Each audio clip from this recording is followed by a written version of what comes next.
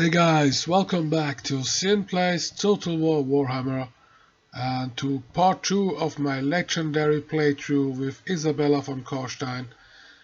This is going to be a rather quick video. As you can see, most of the video is playing at 8 times the speed, simply because otherwise the video will take way too long. And yeah, if you need to see something in more detail, then you can just slow down the YouTube video. But like you can see here, everything that I deem of some importance or other, it's running at once normal speed, of course. Like if I declare war, if I get war declared on, most of the battles, all of the real-time battles, most of the auto-resolve battles, uh, at least the ones against the factions. Battles against rebels I usually just keep up. But I think the Empire eventually tries to get at war with me. I'm not sure if I don't remember if I was already at war with them. Actually, I think I was already at war with them in episode 1, and then they proposed peace anyway. So, because I don't think after this point I'm gonna be at war with the Empire anymore at all. Not at least for the next 200 episodes. Third. So this episode it's mostly about consolidating the power of my house over these three regions: Wissenburg or Wissenland, Averheim, and Württemberg. And you can see I don't have to attack the Empire in Kronstadt. I think Kronstadt will be raised by someone, and then I can just take it over, which of course helps. And yeah, then towards the end, it's going to be mostly me putting the Hirn dwarfs, those green dwarfs, in their place, because they think they can attack me without consequences, and they will pay the price for it. Basically, I'm gonna destroy them. I don't think I'm gonna destroy them. I think I'm gonna destroy 2 of their settlements and leave the last one, so they can offer me peace. And then, yeah, that's pretty much it. In this episode, it's pretty much that's all there is. It's just getting rid of the smaller empire factions in the middle, and building our cities out to make them stronger. And as you can see, I have a good economy going. I have 3 or 4 full stack armies, if I'm not wrong, if I'm not totally mistaken. I think at least 3 or 4 full stack armies running around with a positive income and stuff building left and right. So I'm pretty good in this one. And yeah, the next episode I think we'll have the first chaos incursion, which means that stuff will go well, not exciting, I guess, because it's not a very exciting game now, is it? It's more about I really enjoyed more the strategic part of the game. The battles are here. You can see that this is a battle I'm gonna lose. But the reason I showed this battle is the Karakian. As you can see, I have an army. It's just an accumulation of bones, I guess. They have no, I think, yeah, almost all of them have level 0. They have no experience at all, no upgrades, nothing right now, or I don't think they have any upgrades. With sorry. with a level 1 necromancer as the leader.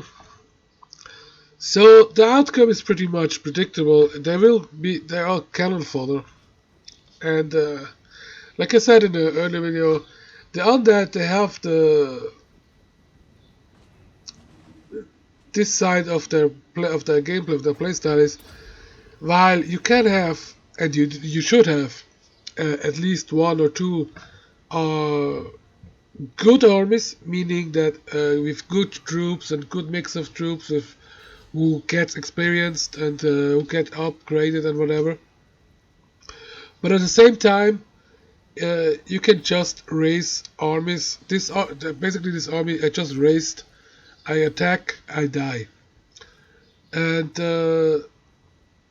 with the money I don't pay for the next round income.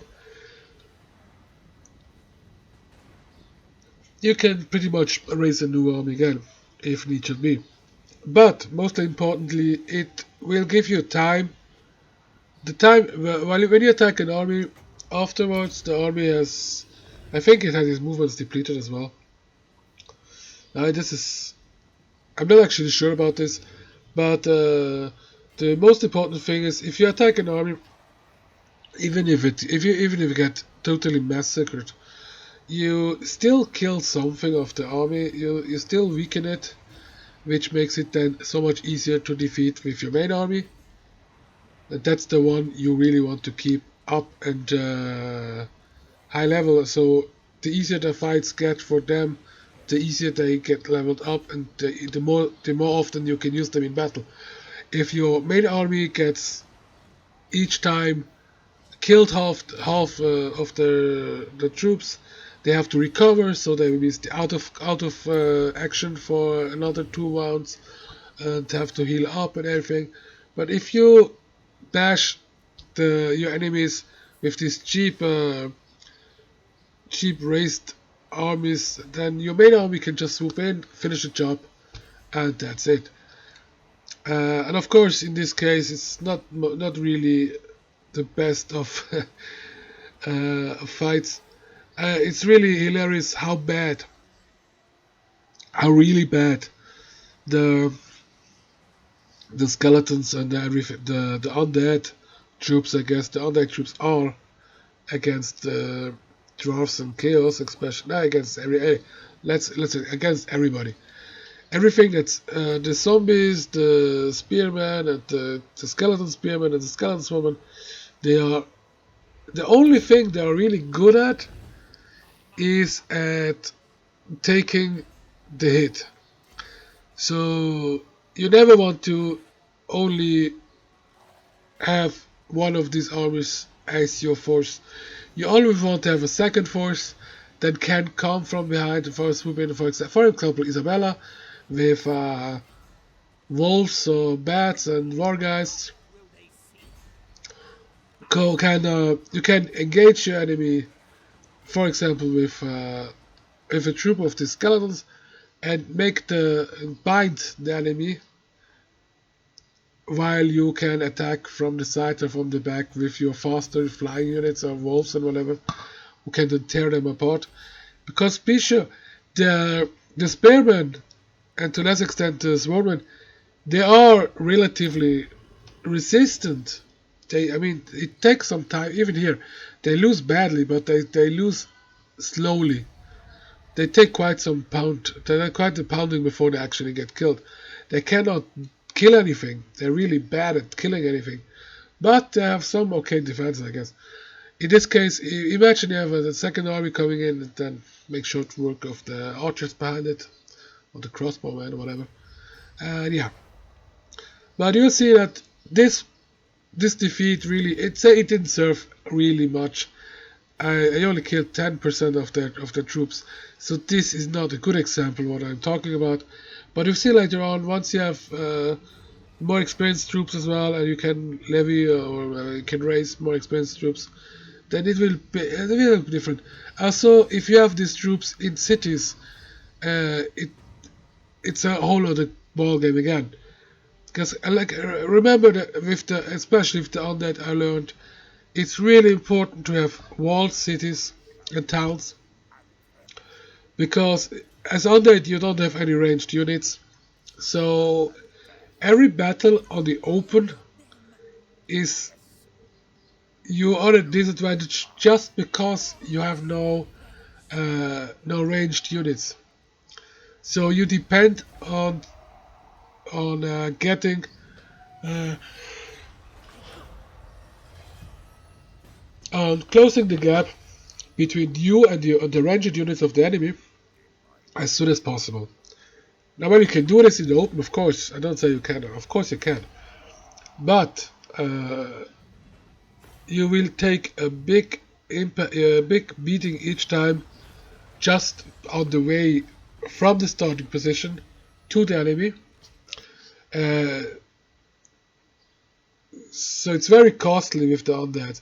It's not a big deal in terms of you can easily recover troops, but still, it's not perfect. So for as an undead, I think it works fine in the game, but you have to adapt as undead. So again, like I said, you need the fast moving troops or the flying troops that can swoop in and get rid of the archers and crossbows and whatever. But in this, for example, that's really taken care of in siege battles, because when you're in the siege, first of all, you can wall the whole wall is walled with melee fighters. So if ever the troops get close to the walls, they will always be engaging in melee fighters. Not unlike that's different for the other factions, where when you get to a wall, it's full with bowmen and crossbow whatever, and once you reach the wall, those become useless. Here, not so much. It's just they have this wall helps them to get close to the enemy because the enemy has to come to them. Anyway, that's a long ramble. I'm sorry about that. So as you can see here, like I said, it took me to get close with my two main groups here, my two main armies, and then it was an easy get rid of the Karakian army. And you have the first glimpse of just how powerful Isabella's army is. Um, she basically ends up with an army of I think it's five vampires, and then 6 or 8 wargeists, all full upgraded with their armor upgrades, their rush and the charge upgrade, all upgrades you can have with the wargeist, and the upgrades that you can have from the technology tree for the wargeist. They are unstoppable and they can kill anything in seconds. And yeah, so that's basically it. I'm gonna finish here the video with me taking Averheim, and eventually Kronstadt. And then we go to the episode 3, which will be uh, turn 81 to 110, I say, or I don't know if it's 120. Anyway, it's the beginning of the Chaos Wars. So it's gonna be rude and tough, and sometimes it's gonna look like it's the end. But I'm quite tenacious, so I will survive. So yeah, anyway, everybody. Anyway, thanks for watching. Sorry for my rambling. Bit going on here, I guess. So sorry about that. And I hope I could teach you something. If you have any comments or suggestions or remarks or anything, please let me know in the comment section. And as always, I'd appreciate if you like, share, and subscribe to my channel, to my videos. That would really help me out. And yeah, thanks for watching, and I'll see you next time.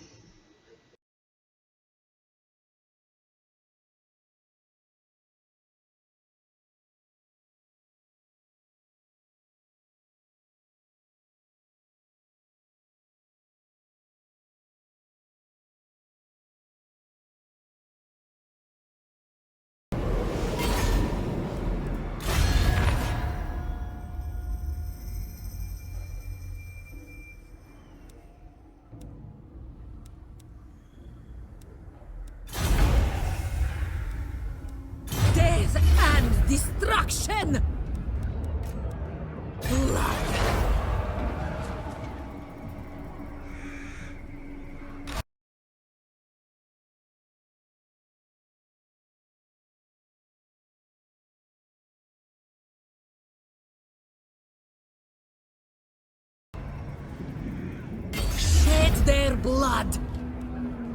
This better be important.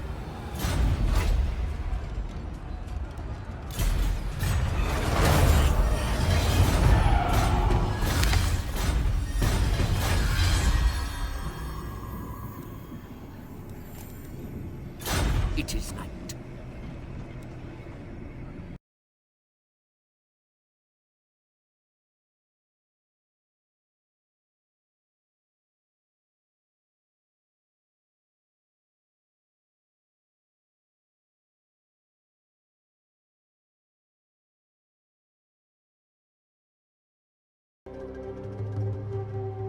On thy knees, then.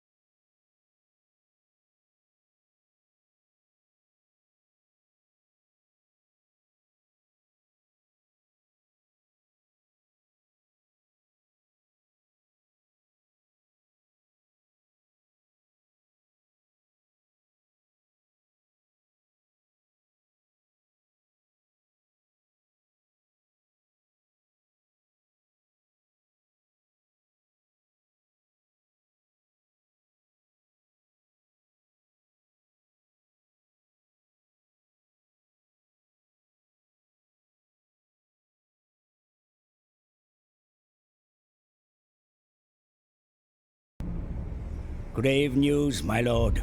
Word is spreading across the land of a dark power rising in the northern wastes. The armies of chaos are on the move. Prepare your defenses well.